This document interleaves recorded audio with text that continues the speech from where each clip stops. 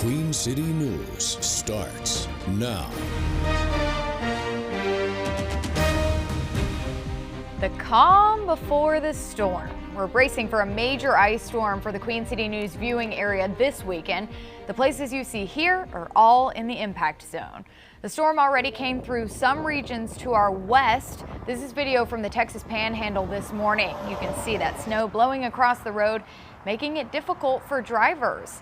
Thanks for joining us for Queen City News after the game. I'm Caroline Boyer alongside meteorologist Andrew Brightman. Andrew, where do things stand tonight? Well, things stand pretty much where we were earlier today. We've got a major ice storm on the way. First ice storm warnings here in the Queen City in the past 20 years. It's going to be arriving later in the day on Saturday as we head into the evening hours. Widespread power outages possible, even likely here for some of us across the Carolinas. There's those ice storm warnings all across large swaths of the central Carolinas, most of the region actually under an ice storm warning currently for major ice accretion is expected here late Saturday through the end of the day on Sunday, really even to the overnight hours, early Monday morning. In terms of the power outage threat, it's all about highlighted in red right here where we could see those widespread outages. We're going to talk about the why we could see those power outages coming up in a few minutes with my full pinpoint forecast. Right now, as promised here, when you tuned in with us at Queen City News at 6, down into the 30s. Temperatures are falling and they're going to continue to fall here. As you were kind of walking out maybe earlier during the evening hours, it was getting cold. It's getting cold quickly.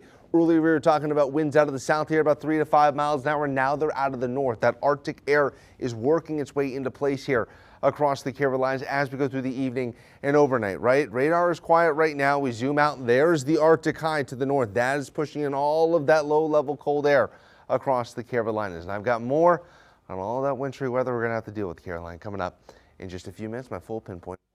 We'll check back in, Andrew. Thanks. And you can stay up to date with the latest conditions ahead of and during this weekend's storm by using the Pinpoint Weather app. It's free to download in the Apple App Store and on Google Play. Duke Energy will have 18,000 crews ready to respond to expected power outages. The fear of losing electricity is leading many homeowners to install generators.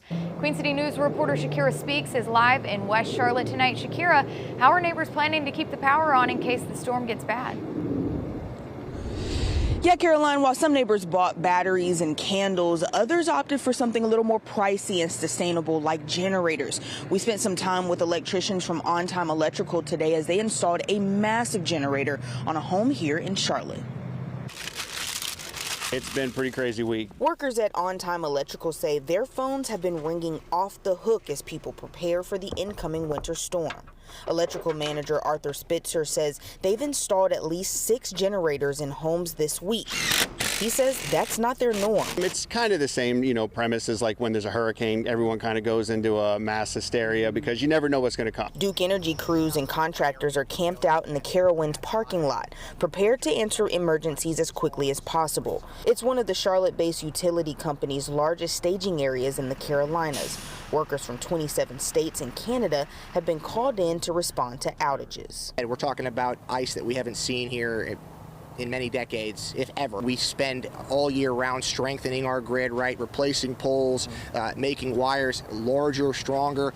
We've got smart healing technology, which basically think about like a car GPS. You're driving in your car, there's a crash.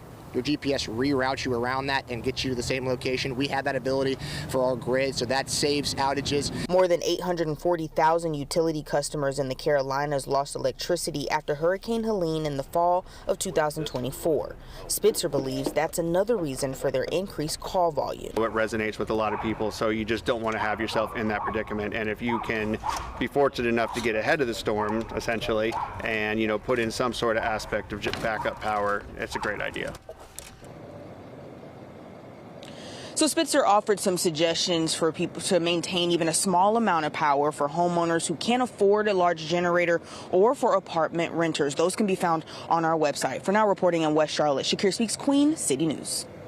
Thanks, Shakira. President Donald Trump posted on X saying he's working with state and local officials and FEMA is, quote, ready to respond. Here closer to home, North Carolina Governor Josh Stein will provide an update tomorrow morning on statewide storm preparations. Stein already ordered a state of emergency because of the storm. South Carolina Governor Henry McMaster will also hold a briefing with his emergency management officials on storm preparations.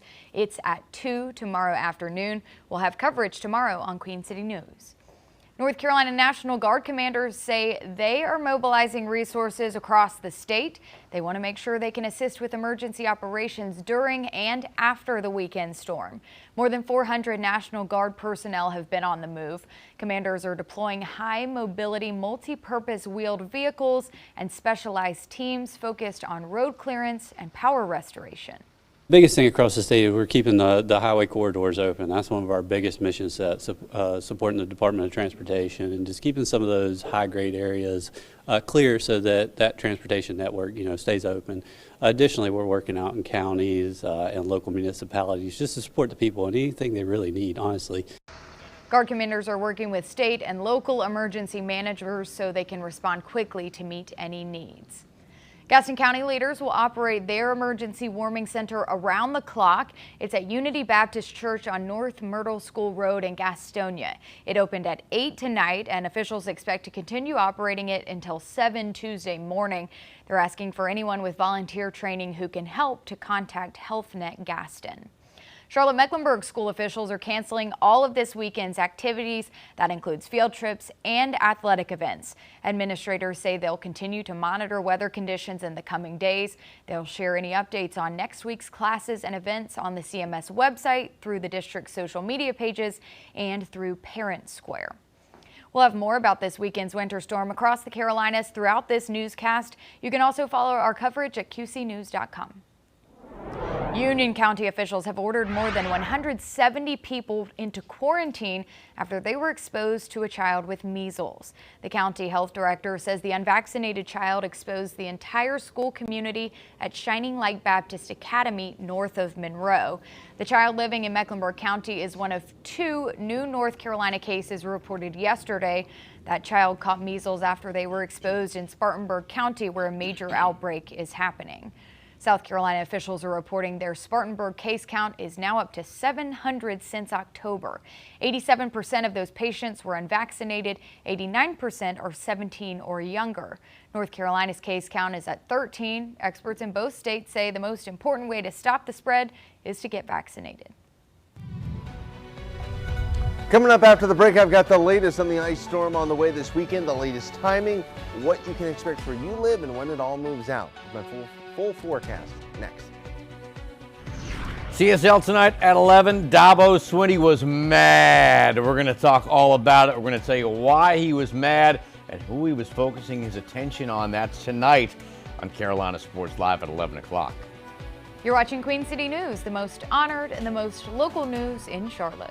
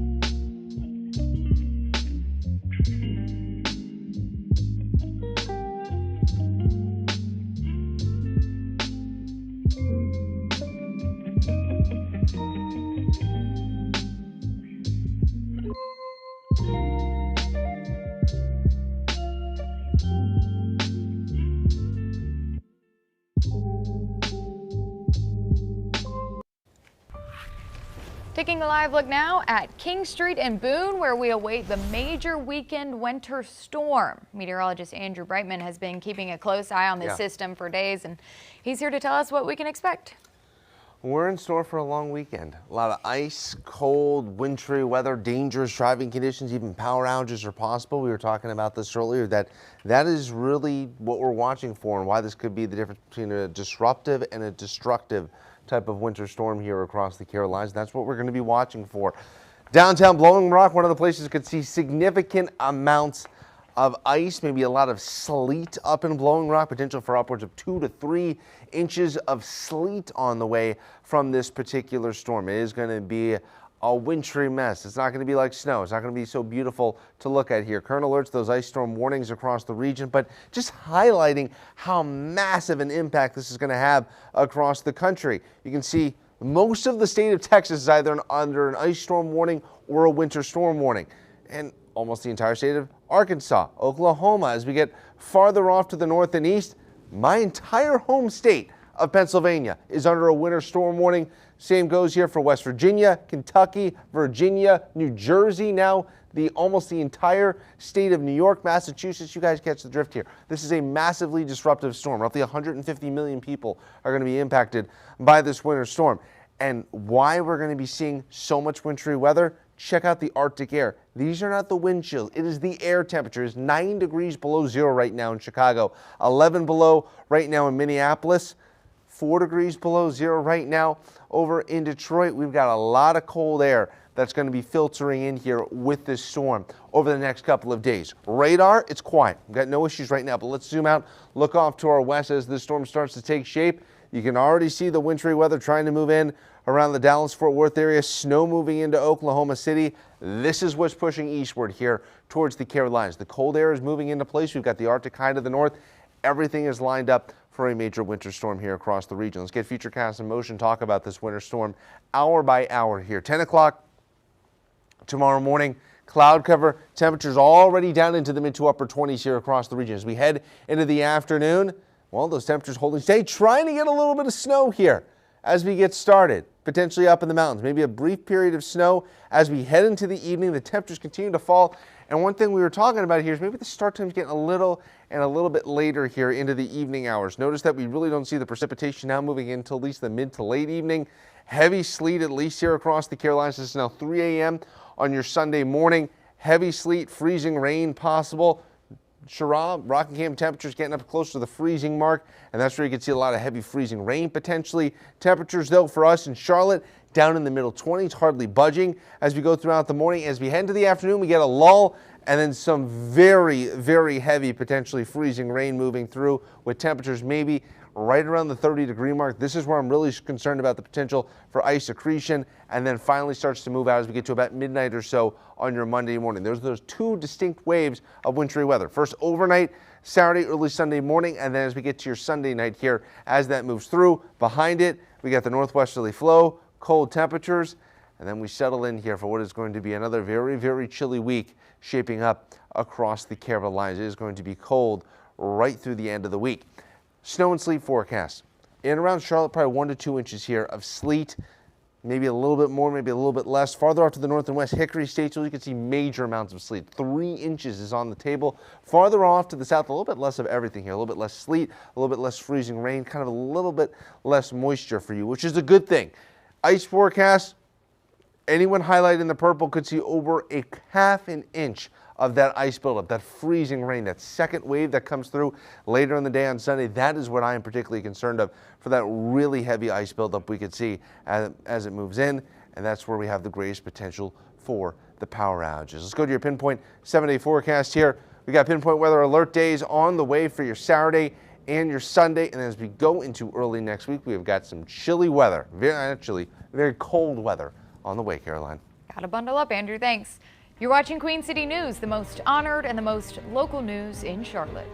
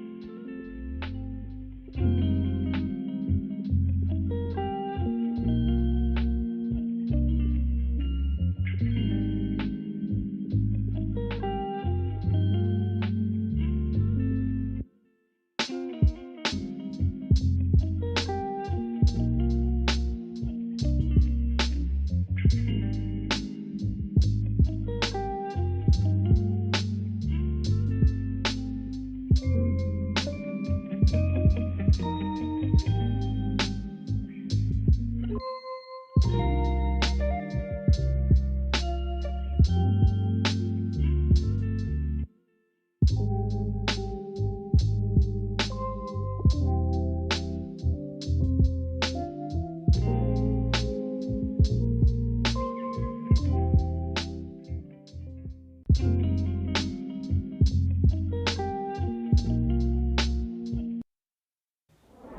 looking live at the U.S. Capitol in Washington, where lawmakers are trying to avoid another government shutdown next Friday. The House has already passed its spending bills, but as Gabrielle Caracciolo reports, this weekend's winter storm is delaying the Senate's votes. The bill is passed. 1 week before the government funding deadline, the House approved a $1.2 trillion spending package. We've spent less, we've saved more taxpayer dollars, we've codified efforts to remove waste and fraud and abuse. We've advanced a full budget that provides real teeth and delivers the America First agenda, just as we promised that we would. The bills fund departments including defense, transportation, and homeland security. While many Democrats opposed funding immigration and customs enforcement, the majority voted in favor of funding all other departments. A lot of progress has been made within the appropriations process for the American people in terms of addressing issues of concern. After passing the funding bills, the House canceled Friday's session to allow everyone more time to get home ahead of this weekend's winter storm. The storm could cause problems for Senate travel, though. Senators worked in their home districts this week, but they need to return to Washington for next week's session in order to move the funding plan forward and avoid another shutdown on Friday. I've been in D.C. with snow before, and 3 or 4 inches shuts us down for a week. And the National Weather Service forecast for D.C. calls for more than that, plus the potential for ice. In Washington, I'm Gabrielle Caracciolo. The potential for mass power outages has some North Carolinians on edge, while the forecast is stirring up unpleasant memories. You're watching Queen City News, the most honored and the most local news in Charlotte.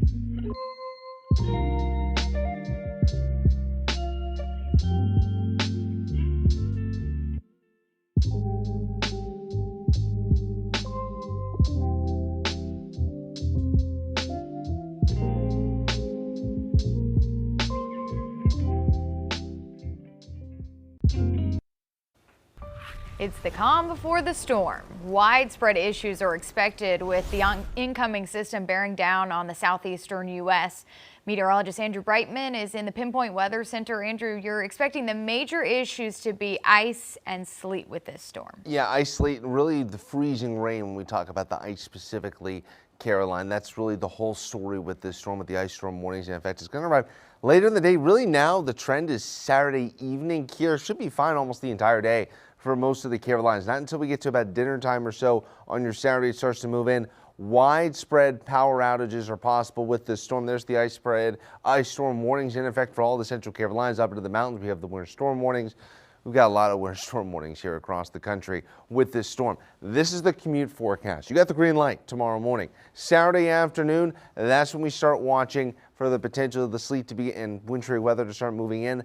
Sunday morning and Sunday night, just don't even try going out on the roadway. It's going to be too dangerous here with the icing conditions that we are expecting with this particular storm as it moves through. A dangerous situation could be setting up here across the Carolinas. Charlotte live cam 38 degrees right now. Winds out of the north about 5 to 10 miles an hour right now. And at Pinpoint radar, we've got quiet conditions across the central Carolinas. We zoom out, high pressure to the north, filtering in that low-level cold air across the region. Yeah, it is going to be cold by the time you wake up tomorrow morning with temperatures down in the 20s.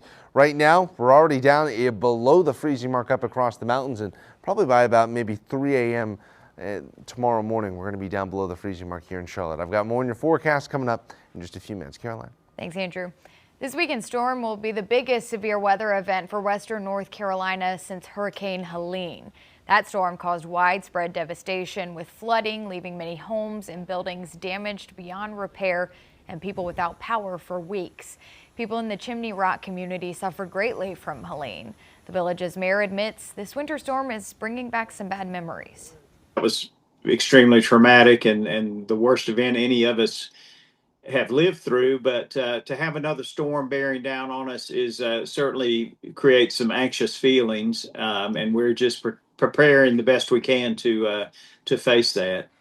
Mayor Peter O'Leary says Helene made his community better prepared for severe weather. The village now has equipment and facilities to handle long-term power outages. North Carolina's price gouging law is in effect because of the storm. That's also the case in Virginia. Tyler Englander shares the options open to victims. Anytime the governor declares a state of emergency, as Governor Abigail Spanberger did on Thursday, Virginia's price gouging laws automatically go into effect. With winter weather set to pound the Commonwealth, Attorney General Jay Jones is reminding Virginians that price gouging is illegal in the Commonwealth. We want to make sure that folks across Virginia know that we have their back and we stand ready to go after folks who are overcharging for folks as the severe weather comes in. Jones saying his office handles complaints about essentials like food, water, and generators, but complaints involving gas need to be made to the Department of Agriculture and Consumer Services. If anyone else has anything else that they see that they feel they are being gouged on, come to our office. Again, the resources are online. You can call. We have people who are ready and willing and able to help. The AG's office saying generally price gouging occurs when the price of a good or service post-disaster, quote, grossly exceeds the price of that same good or service 10 days before any disaster. Well, it's when someone might charge too much or use an opportunity like this to overcharge because of the demand for these products. Any complaints about price gouging, with the exception of gas, can be made through the Attorney General's office. Complaints involving gas need to be made through the Department of Agriculture and Consumer Services. One of the FBI's 10 most wanted fugitives is back in the Queen City tonight to face charges in a near-decade-old Charlotte murder. Bureau Director Kash Patel and other officials escorted 27-year-old Alejandro Castillo off an FBI plane this afternoon at Charlotte Douglas International Airport. A special team arrested Castillo in Mexico 1 week ago. He's accused in the August 2016 murder of his 23-year-old coworker Sandy Lee. Investigators say Castillo spent the last 10 years in Mexico, where agents tracked him down last week. And if you needed to see how it works and how well it works, just look at this case and look at the fact that we brought Alejandro Castillo to justice 10 years later, right back to where he committed this atrocious crime. The FBI added Castillo to the most wanted list in October of 2017. A sign pointing to the impact of climate change is no longer up at Fort Sumter in Charleston Harbor. The sign had information about rising sea levels threatening the Civil War landmark. It and other signs at national parks and landmarks are gone following an executive order from President Trump. But a conservationist says the marker served a purpose. You know, someone that's really into wars and the Civil War and battles and things like that, especially as we come up on America 250, and you want to learn a little bit more about the history that's at these places, but then you see something about sea level rise. What's going on here? Interior Department officials have not responded to requests for comment on the sign removal. Temperatures are already falling across the Carolinas. Just how cold are they going to get? And the latest with the storm on the way tomorrow and this weekend. I've got your full forecast next. You're watching Queen City News, the most honored and the most local news in Charlotte.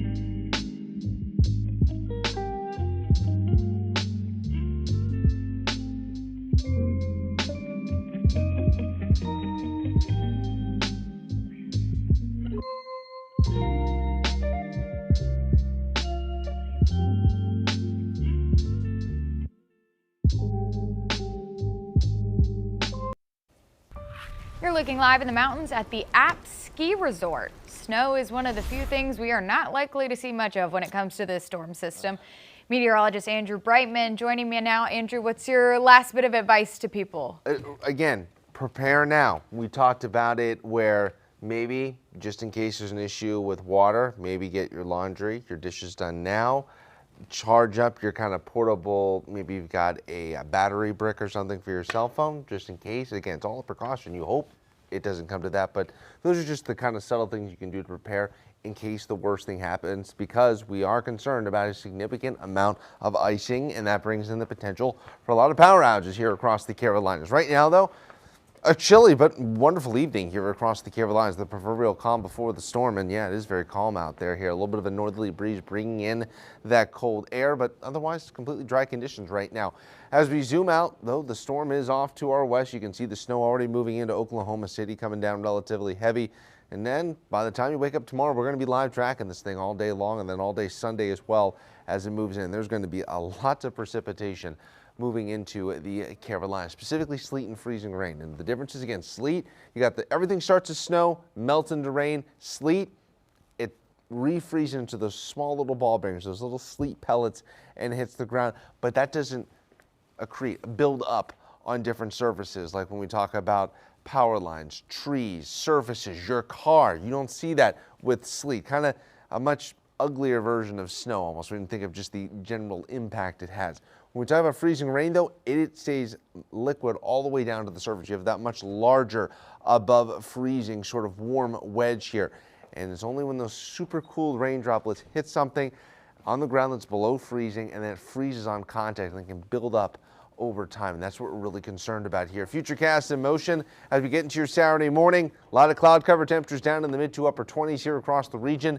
We get into the afternoon hours, though. This time yesterday, we thought maybe as we get to the afternoon hours, we'd see the precipitation start to move in. That's looking less and less likely. Even as we get into the early evening hours, it's 5 o'clock, starting to see the sleet, maybe leaving a little bit of snow up across the higher elevations here. But once we get to Charlotte, maybe not until 9, 10, 11 o'clock tomorrow, we'll really start to see the sleet and freezing rain beginning to move in earnest, though heavy during the overnight hours into your Sunday morning. This is 7 o'clock here on your Sunday, watching that sleet and freezing rain moving through. Continues through about 10, 11 o'clock. A little bit of a lull, though, as we get towards lunchtime here. Notice a little bit of a break and then some very heavy precipitation. It is going to be potentially pouring freezing rain here as we get towards your Sunday evening. That's what I'm concerned about in around Charlotte, right up in here. That's where we could see some of the heaviest sleet and especially freezing rain towards the tail end of the system. Moves out, though, as we get to the overnight hours and then heading into your Monday morning. It's chilly. We get a little bit of a breeze here out of the north and west as we try to clean up and move on from this storm system. But the cold air, that's not going anywhere. Nice northwesterly flow. Low temperatures Tuesday morning, potentially getting all the way down into the single digits. And it's a struggle just to get past the freezing mark on your Tuesday. How much snow and sleet we're going to see? 90% of this is going to be sleet. Sorry, everyone at home. But a little 2 to 3, even 4 inches of sleet once we get towards Hickory, Statesville, Salisbury, up across the mountains, maybe even 4 inches of snow and sleet because you could get maybe a quick inch of snow. It's possible for the area ski resorts. Now, once we get towards Charlotte, points off to the south, less sleet and even less freezing rain in general. Overall, less precipitation. I do anticipate places like Chirac, Rockingham, Wadesboro, maybe a change to rain here when that really heavy precipitation moves in later in the day on Sunday. But once we get to Charlotte, Concord, Albemarle, right up here and also up through Greensboro, Raleigh, really concerned here about a major icing event. Anything over a half inch, that's when we start talking about almost catastrophic conditions in terms of the power outages, the trees you can bring down. That's why we're so concerned about the amount of icing that we could see. Even over a quarter inch, that causes scattered power outages, and this is what we're going to be watching here as we go through this storm. We're going to be tracking so closely here from the Pinpoint Weather Center all weekend long. As for, though, the next 12 to 15 hours here, we've still got dry conditions across the Carolinas. Your Pinpoint 7-day forecast, we are going to be dealing with the sleet, the freezing rain, the wintry mess on the way as we go throughout this weekend here. We're going to be watching those temperatures drop. It's going to be on the cold side as we go into early next week. We're going to be seeing those temperatures staying very much on the chilly side here across the Carolinas. Thanks, Andrew. A Rocky River, Ohio family is making the most of the frigid weather. They turned their backyard pond into a hockey rink for the 5th straight year. It's 45 by 30 feet and has enough room for friends to have a great time, skate around, and score. Every year, the family enjoys being able to create a fun atmosphere for people of all ages. When I was a kid, probably about 10 years old, my parents also built a rink in our backyard, and I remember just those amazing memories as a kid and thought it would be awesome to let my kids experience it too. The family says it's a lot of work to get it up and running and maintain, but it is totally worth it. Andrew, unfortunately, I don't think it's going to be as fun for us to be outside and do that kind of thing. No, I don't want to be doing the slipping and sliding this week. Yeah, absolutely. Download the Queen City News Plus app on your smart TV using either a Roku, Apple TV, or Amazon Fire device and keep up with us. Thanks for joining us. Carolina Sports Live is next.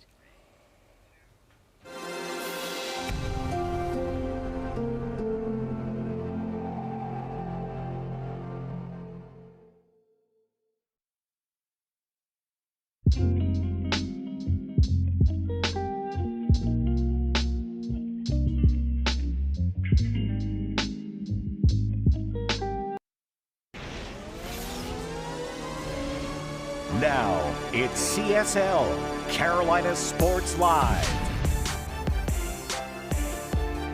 I am not going to let someone just flat out tamper with my program.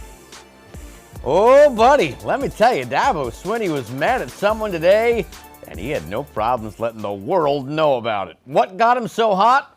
We'll tell you tonight on Carolina Sports Live. We love the fire. We love the emotion. We love that you're here with us. This is CSL. He's Joey Ellis. I'm Mike Lissette. I think it's time to have some fun. Well, as we usually do, I would say so, judging by our pre-concert before the show. We'll get to what got Dabo just so angry in a moment. We'll also show you how Charlotte FC did in a tune-up today with their season really right around the corner. But first things first, Mike, there are legends and they need to be honored. Yeah, I think that's a good plan. 3 new members received their blue Hall of Fame blazers, and they now have their names etched in NASCAR history. Harry Gant, Kurt Busch, and Ray Hendrick, all of this year's Hall of Fame inductees. Our Casey Funderburg was on the red carpet this evening. She captured all the excitement. Well, it was a big night for NASCAR as 3 new members join the Hall of Fame. That's Kurt Busch, Ray Hendrick, and Harry Gant. All 3 of them were inducted into the NASCAR Hall of Fame, and it was exciting for them and their families just to look back on their careers here in Uptown, but it was also a night for them to remember. The jacket ceremony was impressive last night, especially to see the Hall of Famers and to stand in this room after so many years of racing, not expecting this, but to see the legends that I'm being mentioned with now, I'm very grateful, very blessed. It'll be a fun night. Got a lot of people in from all over, my Vegas group, my Virginia Beach group, different people I've met all across the country racing. We're gonna have some fun tonight. This is an amazing opportunity and a great evening to celebrate and honor those that have been able to make a historic career in NASCAR. So proud of Kurt and all the accomplishments that he's made, and of course all the passion and the perseverance and everything that he had to endure in his career. This is a great night to celebrate all that and you know, be etched in the Hall forever. I'm really glad and proud to be in the Hall of Fame, and it's going to make a whole lot of fans really happy because I've been hearing it, you know, for about 50 years. So and now, you know, it's happened. So I would be in here with the rest of the legends. Hall of Fame festivities wrapped up Friday evening, and now NASCAR can put their focus on what's coming up next, which is that Daytona 500, which kicks off the NASCAR season in February. In Uptown at the NASCAR Hall of Fame, Casey Funderburg, Carolina Sports Live. All right, thank you, Casey. Well, as for the actual ceremony itself, it was certainly not short on the pomp and the circumstance, nor was it really short on brotherly love as well. Kyle Busch, as you saw, gave the introductory speech to his brother Kurt, who, as we mentioned, was enshrined into this year's class, and Kurt's response was what you might expect from 2 brothers who grew up always trying to beat each other. I always wanted Kyle to do better than me, serious. Like, thank you for the brotherly love on track and off the track. I love you, Kyle. But check this out. I am the only winner at Kyle Busch Motorsports Xfinity program. Just saying. Just saying. Just saying. Take that. Yeah. All right, to college football now, and what was really supposed to be a reintroduction of offensive coordinator Chad Morris quickly turned a bit sideways earlier today. The Tigers head coach Dabo Swinney wasn't one to really embrace life in the transfer portal era. Last week, he was bitten by it big time when his linebacker Luke Farrelly jumped back in prior to the midnight deadline after already enrolling in classes and taking part in team activities on the campus of Clemson. Swinney went through a very detailed timeline of the events of last week, including reporting that Farrelly was actually in class at Clemson and received a text from Ole Miss with a picture of a $1 million contract. And as you can imagine, he was not pleased by any means. Yeah, like there's tampering, and then there's blatant tampering. You know, tampering 101 is when you're talking to kids who aren't in the portal. Tampering 201 is when you've already negotiated the deal with the kids not in the portal. Tampering 301 is when you got a kid who's gone in the portal, signed somewhere, moved there, gone to classes, and you're texting them while they're in class. It's about the message that is being sent if this blatant tampering is allowed to happen without any consequences. And I've stayed focused on Clemson. But I am not going to let someone just flat out tamper with my program. If you tamper with my players, I'm going to turn you in. Gosh, I mean, we could have went 3 full segments in the show. I mean, he went for almost 8.5 minutes on that alone. And honestly, he's not wrong. Like, this is the state of college athletics right now. And honestly, good for him. I mean, you could say what you want about the way that he's embraced the portal, the new era of college athletics and how it's benefit or not. But, I mean, he's really one of the only guys who was going to have 10 toes down for speaking out, just for the entire betterment of the sport. And for so long in the recent years, all these coaches would always, well, these teams have been cheating and these guys have been throwing money around, but nobody was ever willing to actually come out and say those names, because probably at the same time they were the ones doing it as well. But good for Dabo for calling out Pete Golding, calling out Ole Miss. And I mean, what are we doing when this is getting to this point? I mean, he's right on every single count, and he's got every right to be hot, because this is not college athletics. What's funny is I was just on the phone doing a story this morning with Wake Forest, former Wake Forest head coach Dave Clawson, and he was telling me that how, you know, there are instances of there was a running back coach at another school that was texting one of his players saying, hey, come here. Usually it's done a little more discreetly. They don't reach out to family members. Right. They reach out to their agents, and then that's how that conversation starts. But it's a guy in Clawson that actually probably left his job because of the state of college athletics. He was talking about today, he misses the era of when, you know, guys that were on a football team would be in each other's weddings because they were together for so long. Right. Those days, it seems, are long gone. You're 8 months, if that. Yeah. I mean, these guys are leaving midway through schools as well. So seeing what happened there at Clemson, seeing what's happening with the Darian Benson news with Duke, I mean, it's just, I don't know what we're doing, to be honest. Wacky times, no doubt about that. For sure. Getting close to the Charlotte FC season starting this year. How do I know that? Well, because they played a friendly with Charleston today in Matthews. Took them a while to get going, but by the second half, they figured it out. Off the free kick, Idon Toklamati breaking the ice for the game's first goal. Dean Smith likes that. At least we think he did. Charlotte got another goal a couple minutes later from Kerwin Vargas. Go on to win this one 3-1. It was a good first step, but Smith says there's plenty that needs correcting. No, I mean, there's things that we want to see from the players all the time. You know, there's little bits probably that I picked up on. You know, we turned the ball over once in midfield, and Luca, he made a 5-yard sprint just to make sure he got in front of their centre midfielder. David Schnegg lost the ball, sprinted back to go and win, but they're the non-negotiables. That, you know, we have to have that commitment from players to, when we lose the ball, to win the ball back, because one thing's guaranteed in football is that you'll make mistakes. 100%. First game going to be here before we know it, February 21st against St. Louis. And as a reminder, we're down to the 4 teams left in the quest for Super Bowl 60. The conference title comes down to an NFC West battle between the Seahawks and the red-hot LA Rams. It's Matt Stafford versus Sam Darnold, and it should be a good one. Kickoff set for 6:30 p.m. You can catch the game right here on Queen City News.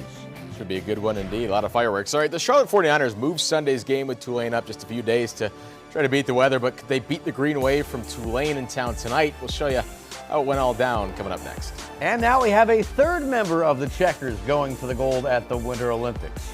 We have a look at what he can expect, as told by 2 Charlotte players who did it before him.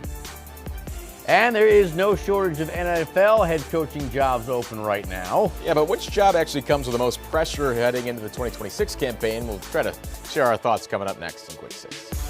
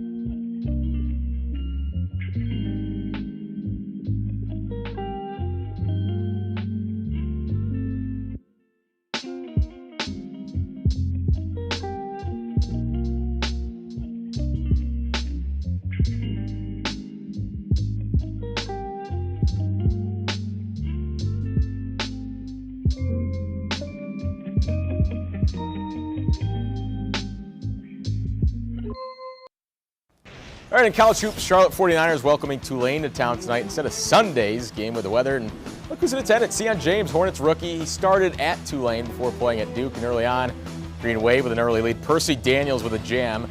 Tulane up 3, but back came Charlotte off of Damani Harrison.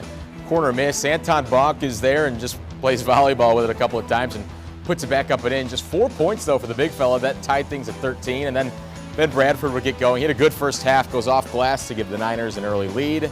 And then a little bit later, some good passing here. Finds Bradford again in the corner. All 3 of these. He had 17. And then Dzane Mingo, just 2 of his team best 20 points came in this first half.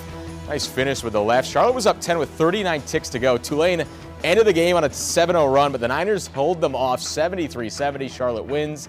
Niners have now won 5 of 6. They are at Temple next Wednesday. Well, from the hardwood to the ice, Charlotte Checkers in Pennsylvania tonight taking on the Phantoms from Lehigh Valley. Charlotte wasted no time getting going. 54 seconds in, Nicholas Hovorka snaps home his second of the year, broke the ice and gave the Checkers a 1-0 lead. And then just a short time later, Nolan Foote with it on the odd man rush, and it's a stick side thing of beauty. That's his 11th goal on the season. Checkers up 2-1 midway through the first. Trevor Carrick, the captain, getting in on things now, just an absolute missile. 4th of the year. Checkers up 5-4 after 2. And then in the third, Mike Benning, some insurance off the faceoff. That's his 6th goal on the season. Checkers would pour it on. 8-5 winners tonight on the road. They are now in Wilkes-Barre tomorrow night for just a singular game. Well, and staying on the ice, this year the Olympics are going back to the future, Mike. For the first time since 2014, NHL players will be allowed to play, and for the Checkers, that means one of their own will go for the gold. Yeah, he'll have a whole country rooting him on, but they won't be the only ones behind him. Even though he's heard it thousands of times before, the national anthem often hits different for Checkers forward Nate Smith. At times it does. If there's somebody who's, really good at singing it, and, sometimes it brings back those good memories. Memories of the flame, memories of the rings, memories of what it was like to play for Team USA in the Olympics. To be short, it was amazing. It's not every day that you get that chance, and for me, like being a college kid, it was awesome. It was 2022 in Beijing. Granted, the circumstances were different than they are now. Years earlier, the NHL had temporarily stopped sending players to the Olympics, but their loss was Smith's gain. Ditto for Checkers assistant Bobby Sanguinetti, who got to play for Team USA in the 2018 South Korea games. I'll never forget the opening puck drop of the first game. It's kind of like a wow moment. While both men came home without medals, they wouldn't have traded the experience for anything. Now on the eve of another Checker going for gold, they're both calling for Latvia's Sandis Velmanis to try and soak it all in. After all, gold medal or not, Olympic experiences don't come often. Go have fun, because it's a once-in-a-lifetime opportunity. Playing in the Olympics is the biggest stage you can play on. So just go out there and be you. Sound advice from a couple of guys who have been there before. All right, well, straight ahead, the Hornets are back in the Queen City after taking down the Magic last night, but can they make it 2 in a row against the lowly Wizards? We'll preview that matchup coming up next. And after an improbable return to the NFL this season, Phillip Rivers has now thrown his hat into the ring for a top head coaching job. What is going on here? Is he really ready to be the next head man? We're going to debate coming up in Quick 6.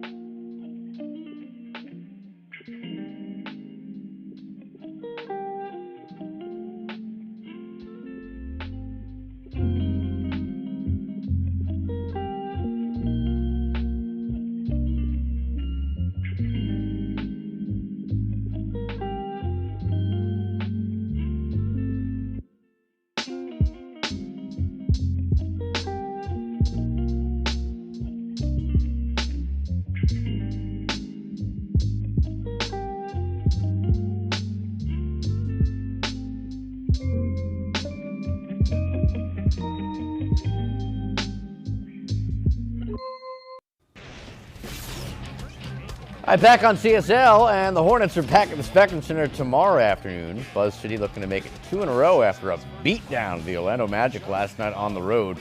Hornets have struggled all season with stringing wins together.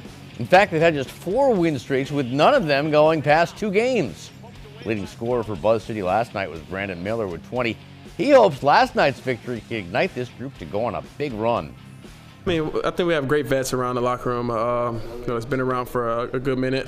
So just kind of keep the mindset of, we play, the next day.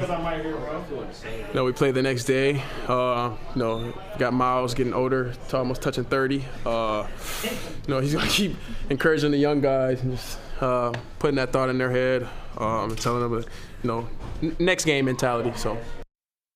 Now, I know you guys out there are probably saying to yourself, the Hornets, they've not come far at all. They're still up and down, and you're right. They've been 4 up, 4 down their last 8. But I will say this.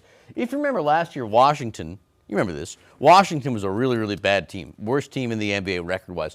They actually beat the Hornets more often than not. Yeah. And I'll never forget the quote from Miles Bridges where he said, if they're the worst team in the league and we lost to them, what does that say about us? Well, this year, I'll point out, the Hornets have played them twice, and they've beaten them twice. So that's progress right there. I hope so. I mean, the Wizards are... No, I know you think I'm stretching, but I mean, you're right. I see what you're saying, but the Wizards are horrible. They should not be the measuring stick in the NBA, especially for a team that feels... And then there's the counterpoint. There's the counterpoint, the more pessimistic view. Yes. But, I mean, this is a game that you should win. When you said they had only won... They haven't eclipsed 2 games in a win streak, it's hard to believe because the couple of stretches a couple of weeks ago where they really had the potential to win 5 at least games. They blow the game against Toronto, and then they lose the game they had no business losing to Indiana the next game out. So these are the games that you try to just build, if anything. I mean, you win the games you're supposed to, and then you get Philly at home, and then you get Memphis, Dallas. I mean, and the road trip starts. But those are toss-up games where any of those can be wins. We've seen this team can beat anybody on a given night, and then they can lose to the Wizards like we saw last time in last season. So you got to win at home, especially. Well, just stealing my thunder now, talking about schedule, because that's what we got right here. What I do. As Joey just said, they got the Wizards tomorrow at the Spectrum Center. That's at noon. And then, as Joey just said, they play Monday against Philadelphia. That's at home. And that's the end of their homestand. As he also alluded to, they then go on the road. They play the Grizzlies on the 28th, and then the Mavs the 29th. Joey, I kid because I love. Thank you. All right, it's time for everybody's favorite segment around these parts. It's Quick Six. Andrew Brightman, just with 1 spare second from all the weather coverage. Nothing today, right? To still just spew some wild takes as he usually does. I always got time for takes, guys. You know that. Mike's here. Storm, who cares? Mike's here as well. All right, Braden, let's toss 2 minutes on the clock. Hey, Braden gets a name Get this check. thing going. All right, Mike, we're going to start with you. Obviously, the winter weather expected to be coming our way. But before it hits, do the Hornets make it 2 in a row Saturday against the lowly Wizards at the Spectrum Center? They only had like 4 win streaks on the season. None have been bigger than 2 this season. So, you know what? I say things are wacky around here with the weather coming in. We're getting snow, ice. I say, yeah, it happens. It's the snowpocalypse. Anything can happen. Ice-pocalypse. Ice-pocalypse. Watch the forecast, actually. Brightman, the NCAA's approved the use of jersey patches starting in August for college athletics. Seems like it should have already been a thing a while ago, but do you agree with the move? Is there no sanctity left in college athletics? No. What's next? Are they going to legalize push shaving here? Mike and Joe, Probably. I mean, I guess I agree. I don't like it. I don't agree with the move. I don't like it. No, I agree. All right, Mike, plenty of head coaching openings across the NFL as we're seeing. Which job comes with maybe the most pressure now for the 26th season? I would think Baltimore. You got Lamar Jackson. He's a proven player. His window is running out. I think whoever comes in there, they got to win. They got to win now. Jesse Minter, we'll see how he does there. Should be, he's a Harbaugh guy through and through, either which way. All right, Brightman, the Buffalo Bills with a curveball earlier. They've conducted an interview with former Colts quarterback Philip Rivers for their head coaching spot. Do they actually hire him? What are we doing here? This is utterly insane. This guy is a head coach in high school, but yet they won't call up a 6-time Super Bowl winning head coach. Who would that be? That would be Bill Belichick. No one wants him Bill. be the head coach and have Brian Dable be his OC, who Josh Allen loves. I'm a Patriots guy, and It makes too much sense, but for some reason, Pegula won't even pick up the phone. Interesting. All right, Mike. Today's the anniversary of the birth of Hulkmania. Hulkamania! Sorry, I read it wrong. Could wrestling have been successful if another guy took his spot? Well, let me tell you something, brother. You can say what you want to say about Hulk Hogan, brother, but Jack, he was the man back in his day, body slamming that stinky giant. No way, Hulkamania forever. How can you not love that? All right, to tennis quickly. Brightman, with the Australian Open entering fourth round play on the men's side, who do you have winning there? You know, I got someone who still needs to win this major if they want to complete the career Grand Slam. That's Alcaraz, man. He's the best player. Yep. He should win. He's yet to make it past the quarterfinals there, so we'll see what he can do there. Thank you, Brightman. Brother. I love you, Mike. We're goofballs tonight. All right, the Carolina Crowns are on deck. And in the American Express second round today, 18-year-old Blades Brown was just sizzling. He breaks the course record, shoots the lowest round in PGA Tour history by an 18-year-old since 1983. But will he get a crown? You can find out when CSL comes back.